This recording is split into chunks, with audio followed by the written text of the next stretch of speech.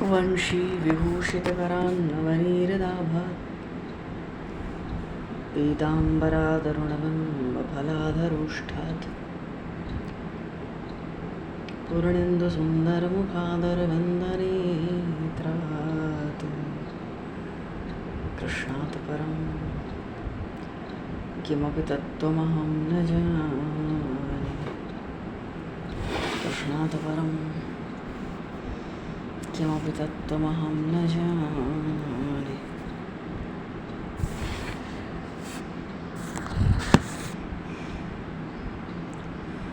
हरिशरण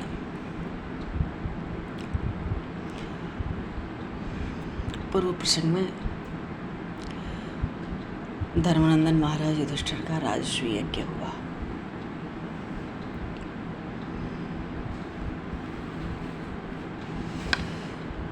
दुर्योधन इंद्रप्रस्थ के राजसूय यज्ञ से विदा होकर तो आया, पर बहुत रुष्ट था।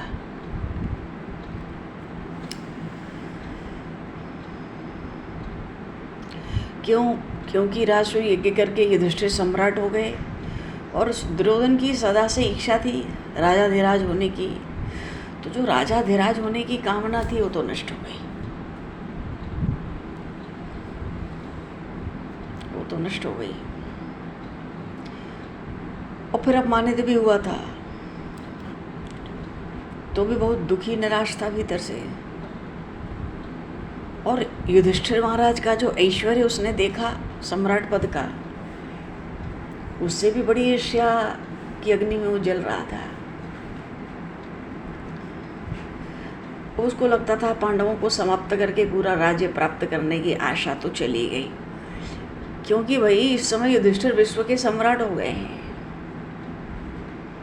तो शकुनी ने दुर्योधन को समझाया, निराश होने की बात नहीं है। जो काम शक्ति से नहीं होता वो नीति से सहज हो जाता है।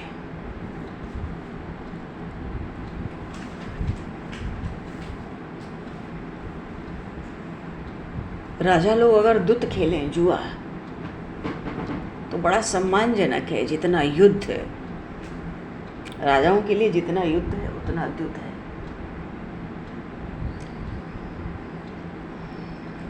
और पासों के खेल में मुझे अब तक किसी ने पराजित नहीं किया।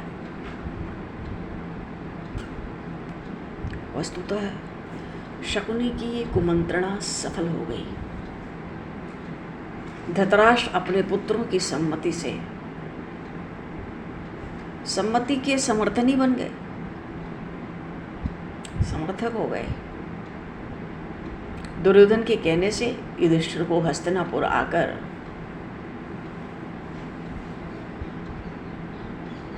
द्युत क्रीड़ा का निमंत्रण भी दे दिया। अच्छा, धर्मराज युधिष्ठिर एक तो धृतराष्ट्र के संकोच में आ गए,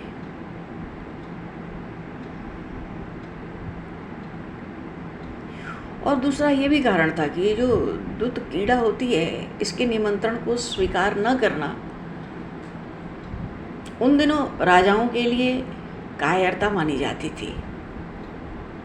इधर से सम्राट थे तो इस निमंत्रण को, इस आह्वान को अस्वीकार नहीं कर सकते थे। दुर्योधन ने वो सभा तैयार कराई, धृतराष्ट्र से कह के सब राजाओं को निमंत्रण दिया। 1 वर्ष लगा।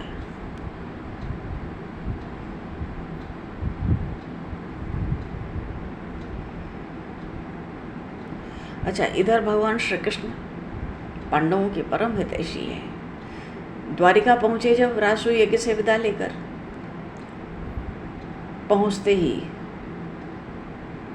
वो सौभ विमान का जो स्वामी था शल्य, उसके साथ युद्ध में उलझ गए थे, क्योंकि शल्य ने भगवान श्री कृष्ण की अनुपस्थिति में द्वारिका पर आक्रमण कर दिया था। और इधर युधिष्ठिर अपने भाइयों और द्रौपदी के साथ हस्तिनापुर गए। उनका धृतराष्ट्र ने स्वागत किया।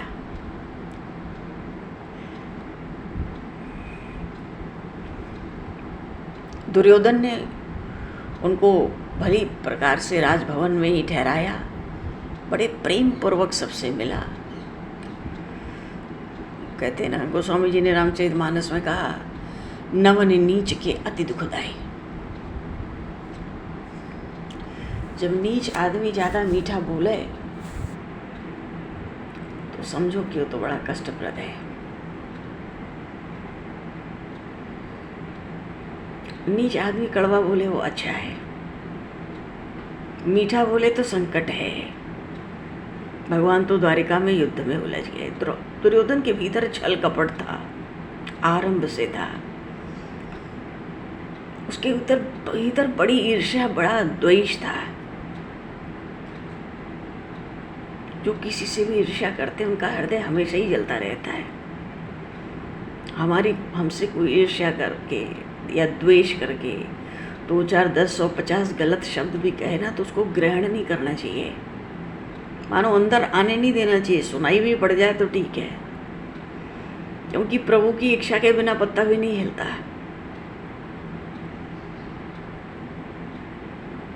तो प्रभु को अच्छा लग रहा है तो हमें भी ठीक है। दुर्योधन में ये सहन शक्ति नहीं थी। कोई अपशब्द कह दे, चाहे कोई अभद्र टिप्पणी ही कर दे, तो सुनना तो पड़ेगा ही, क्योंकि कान अपना काम करते हैं, पर उसको ग्रहण नहीं करना चाहिए। फिर हमारा चित्त मलिन होगा तो क्या लाभ। भगवान की असीम कृपा से जीव को जीवन में सत्संग मिलता है, और जो कुसंग में रहते हैं उनका पतन होके रहता है। जिनके भीतर द्वेष भरा होता है उनको किसी दूसरे शत्रु की आवश्यकता नहीं। जो धर्म के मार्ग पर नहीं है उसको किसी दूसरे शत्रु की आवश्यकता ही नहीं। उन अधर्मियों को धर्म ही नष्ट कर देता है समय पाकर। जीवन व्यर्थ उलझाना भी नहीं चाहिए कहीं भी। शकुनी और दुर्योधन में तो बहुत छल कपट है, भीतर से बड़ा दुराव, राग, द्वेष है, ईर्ष्या है, बड़ी जलन है। जब से आया है इंद्रप्रस्थ से लौटकर, अब कोई कामना तो दुर्योधन की बची नहीं कि वो सम्राट हो जाएगा।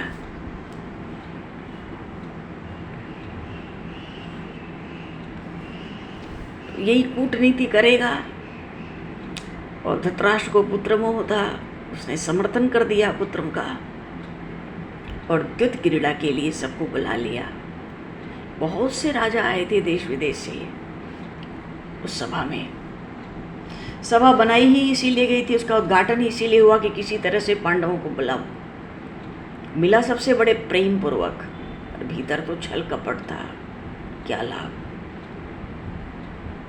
धृतराष्ट्र, विदुर, भीष्म सबकी उपस्थिति में, और वहां पे द्युत क्रीड़ा आरंभ हुई। देखो, प्रसंग से हम सब परिचित हैं। अपने को तो भगवान के अवतार की ओर चलना है। इस लीला में भगवान का वस्त्रावतार होना है। बड़े अवतार हुए भगवान रामकृष्ण के, पर ये तो वस्त्रावतार है। वस्त्रावतार की लीला है।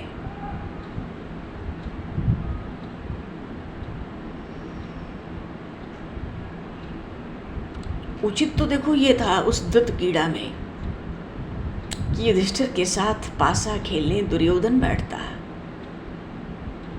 पर उस दुर्योधन ने अपना प्रतिनिधि भी तो शकुनी को चुना। जीवन में हमारे इस बात का भी बड़ा महत्व होता है कि यदि अपने जीवन का हम प्रतिनिधित्व तो नहीं कर रहे हैं, तो प्रतिनिधित्व करने के लिए किसको आगे कर रखा है। अब घर दूषण तृष्णा चले कि मेरी बहन शूर्पणखा के नाक कान काट लिए, कोई दशरथ नंदन आए हैं वन में, क्रोध में भर के चले, पर महाराज चले तो चले। 14,000 प्रेत थे, वो प्रेत ही थे, सेना क्या थी, प्रेत। पर आगे किसको कर लिया, उस शूर्पणखा को। उसके नाक कान पहले ही कटे थे, सारा अमंगल अशुभ तो पहले ही हो गया जब उसको आगे कर लिया। दुर्योधन ने शकुनी को अपना प्रतिनिधित्व बना लिया। खुद पासा नहीं डालेगा, उसकी ओर से शकुनी खेलेगा मानो मामा है।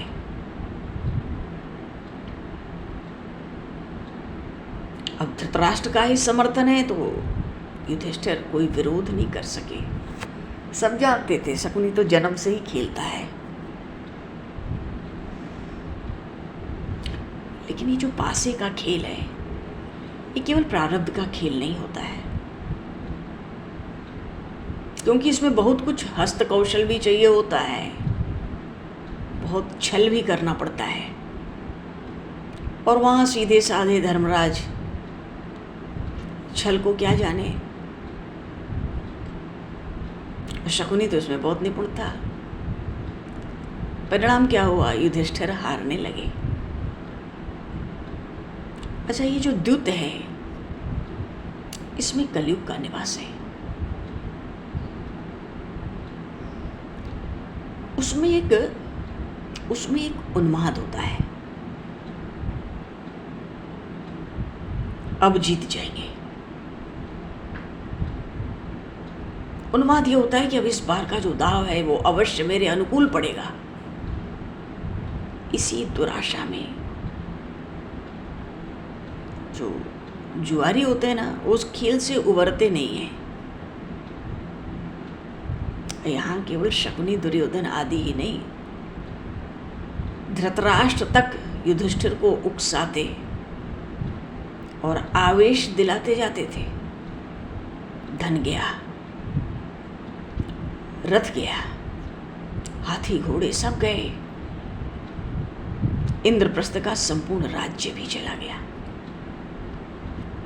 धर्मनंदन युधिष्ठिर उस द्युत क्रीड़ा में हारते गए। पर ये उन्माद उस सीमा तक पहुंच गया, मानो अगला दाव हमारा होगा, हमारी जीत होगी। ये उन्माद द्युत क्रीड़ा का यहाँ तक पहुंच गया कि अपने भाइयों को भी दाव पर लगा गए और सब भाइयों के हार जाने के बाद स्वयं को दांव पर लगा दिया और हार गए।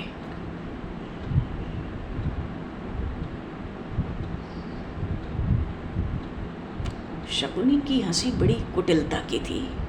बड़ी कुटिलता से उसने कहा महाराज युधिष्ठिर से, महाराज, हालांकि युधिष्ठिर अब महाराज नहीं रहे, क्योंकि राज्य भी हार गए, सब भाइयों को भी हार गए, स्वयं को भी हार गए।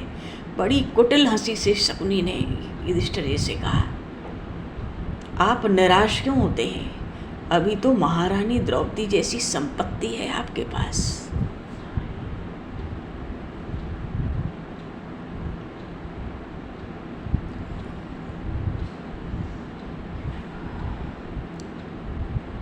शकुनी कहता है उनके बदले तो हमारी ओर से संपूर्ण राज्य दाव पर है। कैसा भारी लोभ दिया। कहाँ तो इंद्रप्रस्थ का तिल तिल हार चुके थे, स्वयं को हार चुके थे सम्राट युधिष्ठिर, और सब कुछ जीतने के बाद शकुनी कहता है संपूर्ण राज्य में दाव पर लगाता हूँ।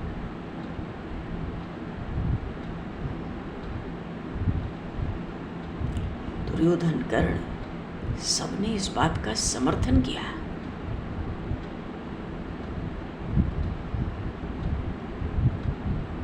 आवेश में युधिष्ठिर जी ने ये दाव भी लगाया।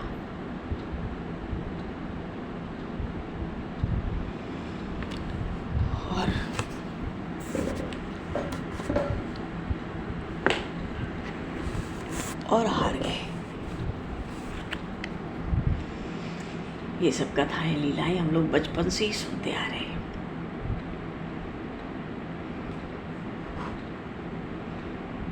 दाव हार गए और हारते ही दुर्योधन ने विदुर जी से कहा द्रौपदी को यहां ले आइए। अब द्रौपदी महारानी नहीं है, हमारी दासी है।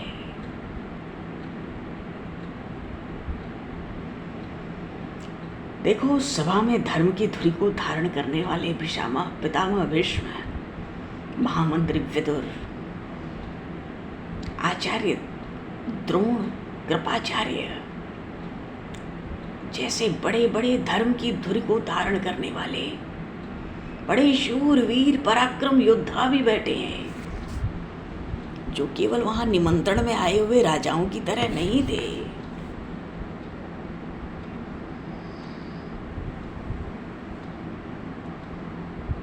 दुर्योधन ने विदुर जी से कहा, कहाँ है द्रौपदी, ले आइए। अब तो वो द्रौपदी हम कौरवों की दासी होकर रहेगी। विदुर जी ने दुर्योधन को धिक्कारा।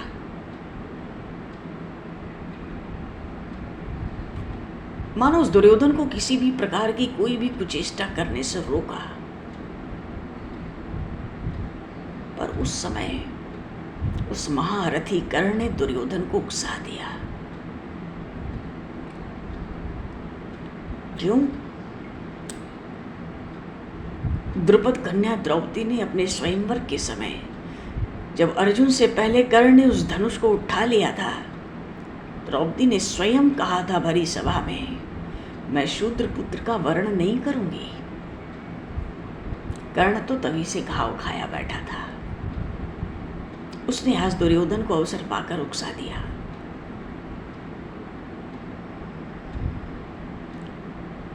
ये अपमान कर्ण को हृदय में शूल की तरह बन गया था। आज कर्ण उसका प्रतिशोध लेने पर उतारू हो चुका है। और दुर्योधन को तो उस दिन भीमसेन ने व्यंग किया। हंस रहा था भीमसेन। केशव ने कहा था, तू हंस, आज हंस, बाद में जो होगा देखा जाएगा। और ये द्रौपदी भी मुझ पर हंसी थी, पर द्रौपदी की तो थोड़ी भी हंसी बहुत अपमानजनक मालूम पड़ी थी। इसलिए दुर्योधन के भी सिर पर इस समय भूत चढ़ा हुआ था। इतिहास में न इससे पहले कोई ऐसी घटना हुई, न उसके बाद ऐसी कोई घटना हुई। ये तो इतिहास की एक ही घटना थी, एक ही घटना हुई। ऐसी किसी दूसरी घटना का प्रमाण नहीं मिलता। विदुर जी नहीं गए।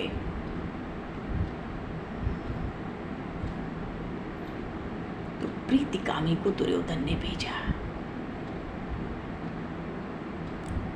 पर वो लौट आया।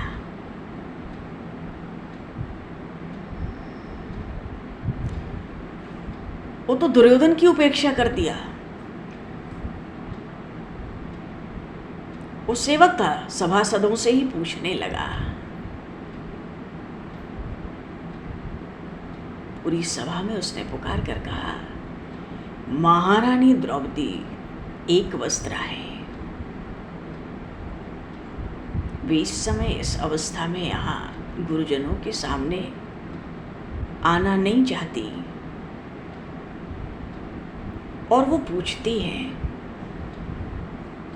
कि धर्मराज युधिष्ठिर ने स्वयं को हार जाने के बाद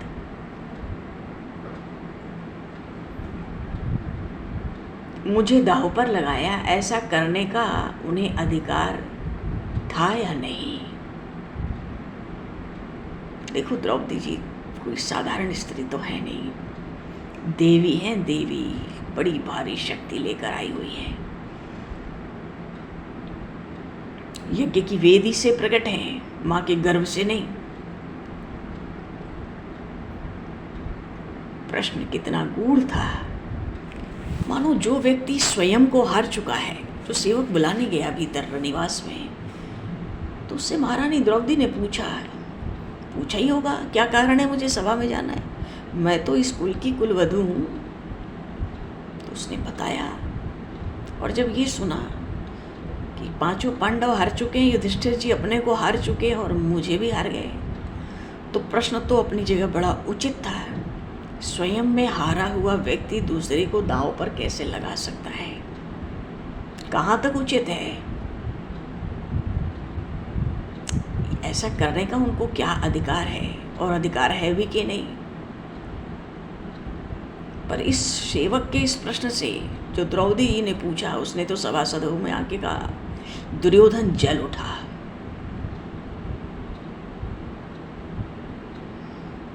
उसने दुशासन से कहा,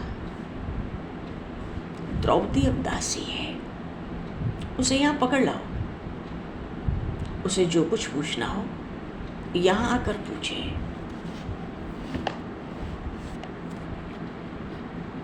दुशासन बड़े भाई का आदेश पाया।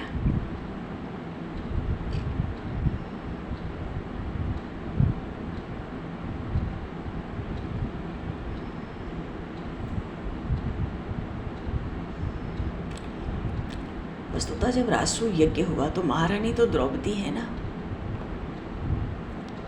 तो उनके कुछ केश कुछ दिन पहले ही तो रासु यज्ञ के अंत में मंत्रपूत जल से सिंचित किए हुए थे। जब दुशासन गया, उसके पास 10,000 हाथियों का बल था। उसने हुए द्रौपदी जी के छूटे हुए उन्हीं कुछ केशों को पकड़ लिया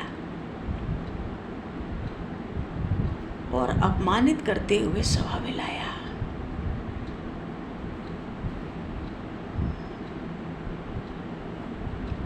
द्रौपदी कुरुकुल की, कुरुवंश की महारानी है।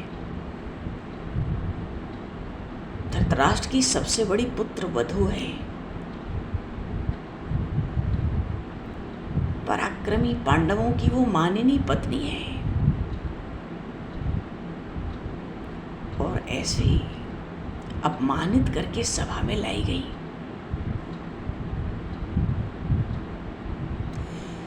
इस दृश्य को देखकर भीमसेन के नेत्र जल उठे क्रोध से, पर वो विवश थे। उनके सब भाई सिर झुकाए बैठे थे। भीष्म, द्रोण, विदुर सबने सिर झुका रखा था।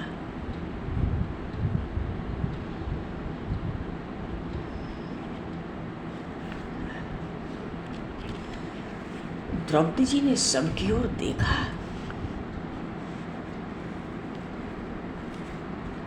सभा में उनको बड़ी आशा थी।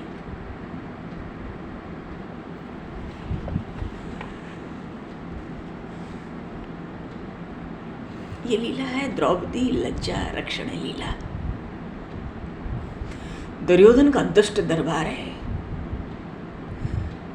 द्रौपदी जी मनी मन सोचती है,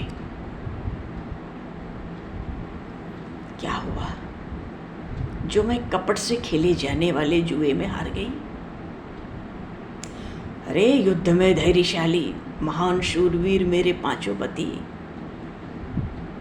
क्या मेरी लज्जा जाने देंगे। पर एक व्यंग था, कटाक्ष। स्वयं को तो हार गए, बोलेंगे क्या। हाँ, इस राजसभा में धर्म की धुरी को धारण करने वाले समर्थ सभासद भीष्म पितामह, आचार्य द्रोण आदि आदि, क्या ये धर्म की धुरी को धारण करने वाले, धर्म की मर्यादा की रक्षा करने वाले मुझ निष्पाप अबला के साथ असमय में अनुचित व्यवहार, मानो ये अत्याचार होते देखकर अवश्य ही मेरी रक्षा करेंगे। द्रौपदी जी मन ही मन ये बातें सोच रही थी। सबकी ओर देखा, उनको बड़ी आशा थी। वयोवृद्ध प्रतापी लोग उसे बचा लेंगे, उसके पति भी कुछ कहेंगे। द्रौपदी ने बड़ा धैर्य धारण किया कुछ क्षण के लिए और बड़े कातर स्वर से, कातर कंठ से पूछा उस सभा में, मैं धर्मपूर्वक हारी गई कि नहीं, ये जानना चाहती हूँ। वो धर्मपूर्वक नहीं हारी गई थी। क्यों? दांव पर उसने लगाया था जो स्वयं हार चुका था। अगर महाराज युधिष्ठिर अपने हारने से पूर्व महारानी द्रौपदी को दांव पर लगाते तो वो धर्म की हार हो सकती थी। हारा हुआ व्यक्ति किसी को भी दांव पर क्या लगा सकता है। उन्होंने पूछा, मैं धर्मपूर्वक हारी गई कि नहीं, ये जानना चाहती हूँ। उस पूरी सभा में केवल विकर्ण था, केवल विकर्ण। उसने द्रौपदी के पक्ष में बोलने का साहस किया, पर कर्ण ने उसको डांट दिया। ये विकर्ण दुर्योधन का छोटा भाई था, उसकी वहां क्या गणना थी? कर्ण ने सबके सम्मुख कहा,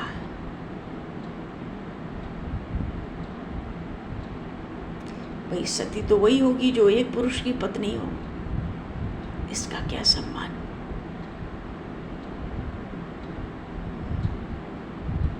देखो बातें तो बहुत हैं और लीलाओं से हम परिचित हैं। बहुत संक्षेप में अपने को तो सार लीला भगवान के सद्गुणों को प्रकट करना है। दुर्योधन, शकुनी, कर्ण सब के सब बड़े उत्तेजित थे। उस समय वे किसी का भी अपमान करने से नहीं हिचकेंगे, ये सबको स्पष्ट दिख रहा था। और फिर द्रौपदी जी का प्रश्न भी कम जटिल नहीं था।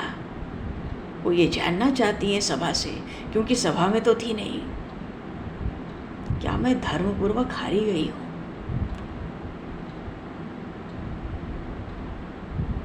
युधिष्ठिर स्वयं को हार चुके थे, तो जो स्वयं को हार चुका है फिर उसका अधिकार पत्नी पे रहा कि नहीं रहा? इसका उत्तर इतना सरल नहीं है। अच्छा, कर्ण का कहना था पत्नी पर पति का सदा ही सत्व होता है, फिर इस बात को भी एकदम अस्वीकार नहीं किया जा सकता था। और फिर द्रौपदी के पक्ष में भी तर्क था। प्रश्न बड़ा जटिल था और अपने अपमान का भय सबने सिर झुका लिया था। कोई एक शब्द नहीं बोला। और इसी समय दुर्योधन ने दुशासन से कहा कि इन पांडवों के और द्रौपदी के वस्त्र उतार लो। अच्छा, पांडवों ने अपने आभूषण पहले ही उस द्युत में दाव पर उतार दिए थे, चढ़ाकर हार गए थे सब। अपने ऊपर के उन्होंने सब वस्त्र भी उतार दिए।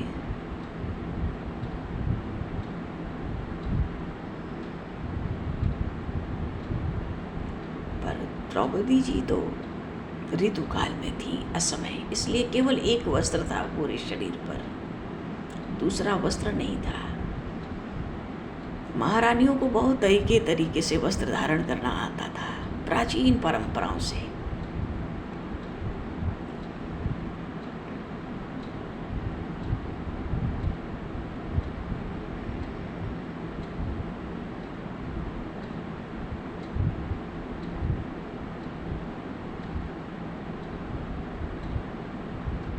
वहां उस सभा में बड़े अपशब्द कहे गए। कर्ण ने, दुशासन ने, दुर्योधन ने, शकुनी ने, सबने बड़ी अभद्र अशिष्ट टिप्पणियां की वहां पर।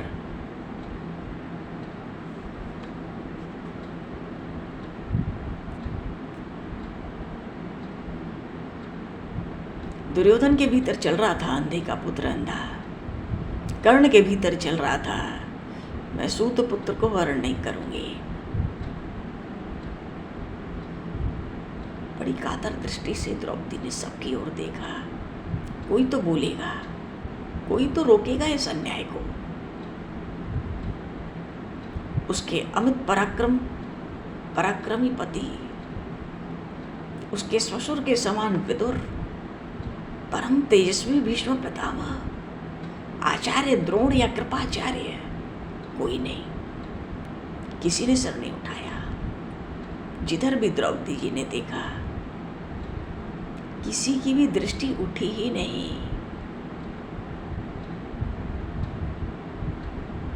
कहीं से कोई आशा नहीं। द्रौपदी जी ने देखा वो दुष्ट दुशासन,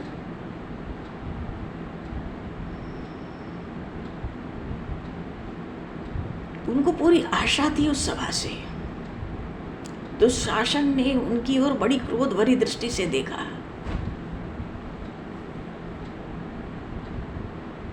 भरी सभा में दोनों हाथों से दुशासन ने द्रौपदी जी की साड़ी पकड़ ली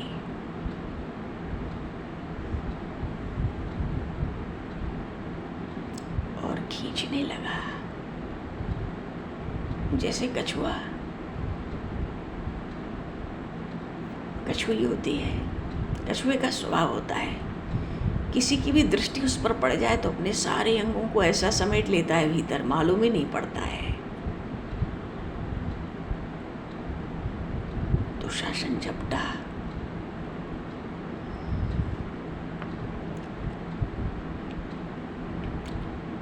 द्रौपदी जी कांप उठी, हृदय में अत्यंत व्याकुलता हो गई।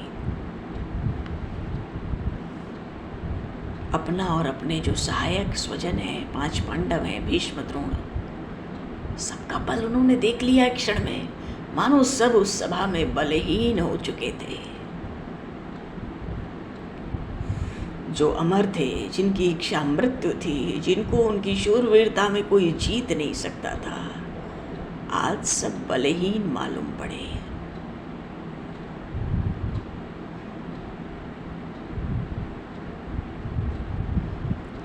अरे एक कुलवधू, एक महारानी, सम्राट की महारानी, सभा, भरी सभा के बीच में इतना भारी अपमान कुरुवंश की कुलवधू का।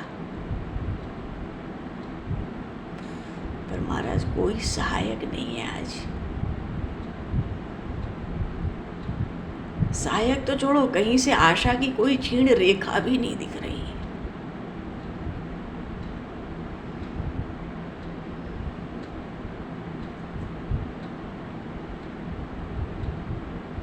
और उधर भगवान श्री कृष्ण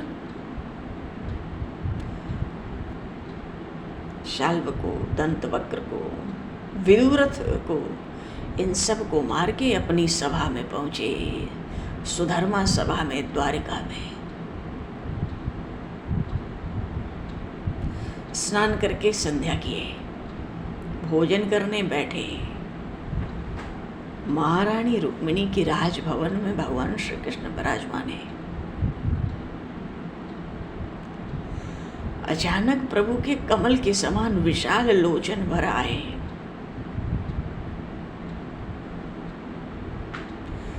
नेत्र भर आए प्रभु के।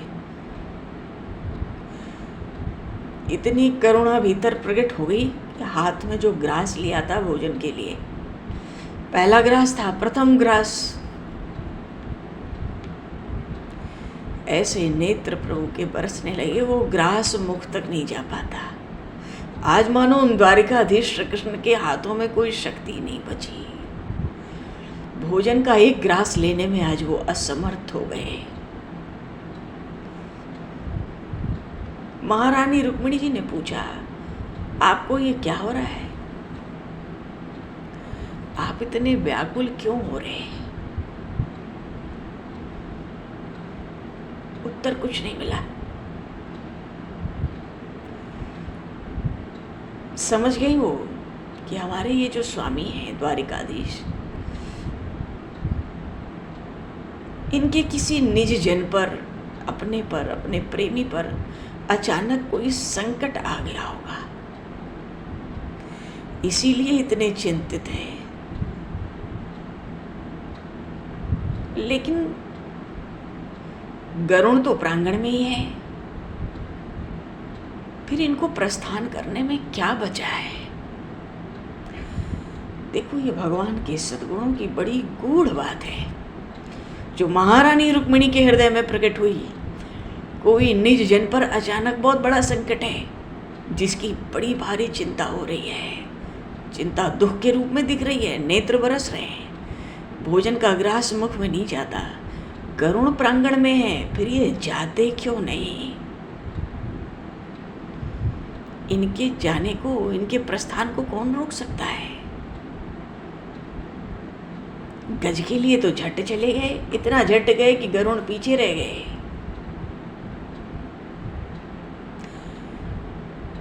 उस प्रहलाद के लिए खंभे से तुरंत प्रकट हो गए। आज गरुण प्रांगण में है, इतना भारी दुख है कि एक ग्रास नहीं जाता मुख में। प्रस्थान क्यों नहीं करते हैं? क्या कारण है? पूछती हैं तो उत्तर तो मिलता नहीं है। प्रभु को बड़ी पीड़ा हो रही है। रुक्मिणी जी के हृदय में प्रस्थान क्यों नहीं करते? किसने रोका है? इनको कोई रोक भी नहीं सकता है। भक्त भगवान का स्मरण करे तो भगवान आर्त पुकार सुनकर कहाँ रुकते हैं? पर भगवान नहीं जा रहे। क्यों?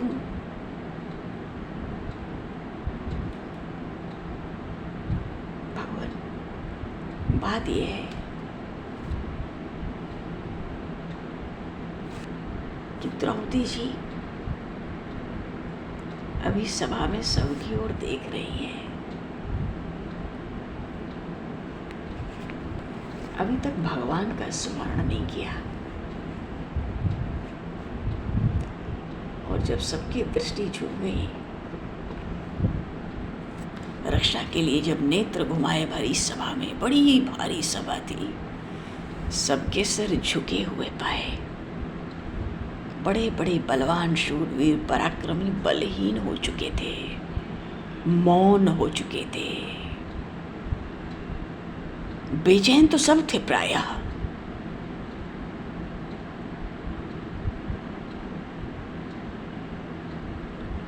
पर सिर सबके झुके थे, मुख में वाणी किसी की नहीं। इस दृश्य को देखकर सबकी आशा और सबका विश्वास भूल गया।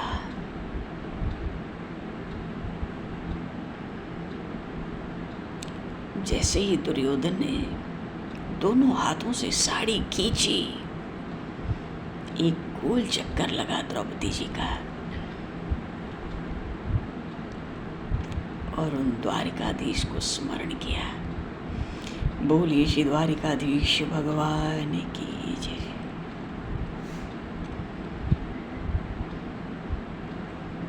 द्वारिकाधीश का स्मरण क्यों किया? अभी तो राजसूय यज्ञ से विदा होके द्वारिका ही तो गए हैं। तो मालूम पड़ा मेरे कृष्ण द्वारिका में है। मुझे सखी पुकारते हैं। तभी तो पुकारा होगा ना, गोविंद द्वारिका वासन। भगवान विवश हो गए, आने में देर लगेगी, द्वारिका से बुलाया। उस दिन प्रसंग आया ना, अभी कुछ दिन पहले राम जी के भगत ने राम जी को पुकारा, कृष्ण जी के भगत ने जब कृष्ण जी को पुकारा तो भगवान कृष्ण आ गए। दोनों में होड़ लगी थी, पक्के ठाकुर किसके।